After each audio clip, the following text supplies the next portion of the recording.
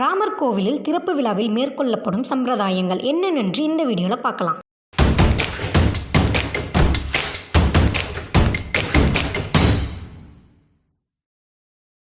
ராமர் கோயிலில் 22ஆம் தேதி நடைபெறவுள்ள பிரதான நிகழ்வு பிரதான பிரதிஷ்டை, அதாவது சிலைக்கு உயிர் கொடுத்தல் ஆகும்.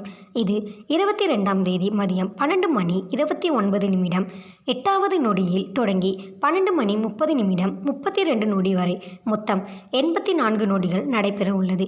வாரணாசியை சேர்ந்த ஞானேஸ்வர சாஸ்திரி திராவிட் என்பவர் கணித்து தந்த நேரப்படி சிலை நிறுவுதல் நேரம் துல்லியமாக முடிவு செய்யப்பட்டுள்ளது. வாரணாசியை சேர்ந்த பண்டிட் லக்ஷ்மிகாந்த் மதுரநாத் தீட்சி என்பவர் தலைமையிலான 121 பேர் கொண்ட குழு சிலை நிறுவுதலுக்கான சடங்குகளை முன்னின்று நடத்த உள்ளது.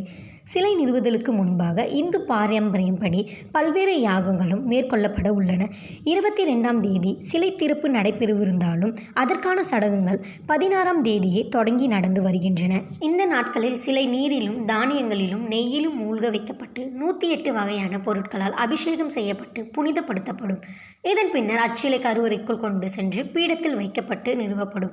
அப்போது பிரதமர் மோடி, உத்தரப்பிரதேச ஆளுநர் ஆனந்திபென் பட்டேல், உத்தரப்பிரதேச முதலமைச்சர் யோகி ஆதித்யநாத், RSS தலைவர் மோகன் பகவத், ராமர் கோயிலில் ட்ரஸ்ட் தலைவர் மகத் நிருத்ய கோபால் தாஸ் ஆகியோர் கருவறைக்குள் இருப்பார்கள் என தெரிவிக்கப்பட்டுள்ளது.